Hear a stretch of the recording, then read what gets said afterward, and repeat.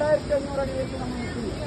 ഈ വെള്ളം താഴോട്ടേക്ക് പതിച്ചു കഴിഞ്ഞാൽ പാറയുടെ മുകളിൽ കൂടിയല്ല ഈ വെള്ളം ഒഴുകുന്നത്. ഇപ്പം നമ്മൾ പറഞ്ഞ ഉരുട് പോലെ പാട പൊട്ടിക്കൊണ്ടെല്ലാം പോയിട്ട് പല പല ഭാഗത്താണ് പൊന്തുന്നത്. അതുകൊണ്ടാണ് ഏതെങ്കിലും ഒരു വിനോദസഞ്ചാരി മഴക്കാലത്തോ വേനൽക്കാലത്തോ കണ്ടുകൊണ്ടിരിക്കുന്ന എന്തെങ്കിലും സാഹചര്യത്തിൽ അപകടത്തിൽപ്പെട്ട് കക്കയും മുരക്കുഴിയും വെള്ളത്തിലേക്ക് വീണുപോയാൽ പോയി കൂടെ കാണാൻ വന്നയാൾ തിരിച്ചു വെക്കൂടാ. കേരളത്തിലെ ഏക തെരച്ചിലില്ലാത്ത ടൂറിസ്റ്റ് പ്ലേസ് എന്നറിയപ്പെടുന്നത്.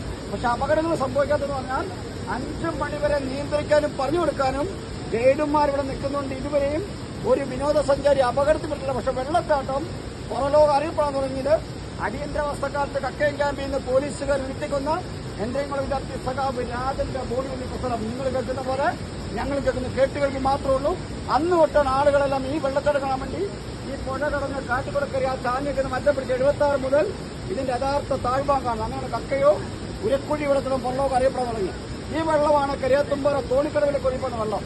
ഇതിന്റെ അടിഭാഗത്ത് ഒരു വിനോദസഞ്ചാരി എത്തണമെന്ന് ആഗ്രഹിച്ച കാലത്ത് എത്തണമെങ്കിൽ കരിയാത്തുംപാറയിൽ നിന്ന് 3.5 കിലോമീറ്റർ പുഴയിൽ കൂടെ മാത്രം വേനൽക്കാലത്ത് അതിസാഹചര്യമായിരുന്നു ഈ പാറക്കൂടെ കയറി ഉപയോഗിച്ച് കയറിയെന്ന് മാത്രമേ ഇതിന്റെ അടിഭാഗത്ത് എത്താൻ കൂടാ. അങ്ങനെ എത്തിക്കഴിഞ്ഞൊരു വിനോദസഞ്ചാരി മുകളിലോട്ട് നോക്കിയിരുന്നാൽ ഈ വെള്ളച്ചാട്ടം മുകളിൽ നിന്നും താഴോട്ടേക്ക് പതിക്കുന്ന കാലത്തില്ല. പാട പൊട്ടിക്കൂടെയല്ല വെള്ളം പോകുന്നത്. അതുകൊണ്ടാണ് ഈ വെള്ളച്ചാട്ടത്തിന് വേറൊരു പേര് കൂടെ വരാൻ പോവാണ്.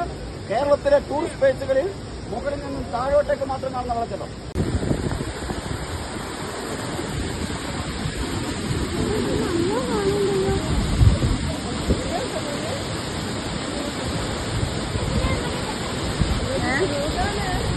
മോനെ നോക്കണേ, ഞാൻ പിടിച്ചോ.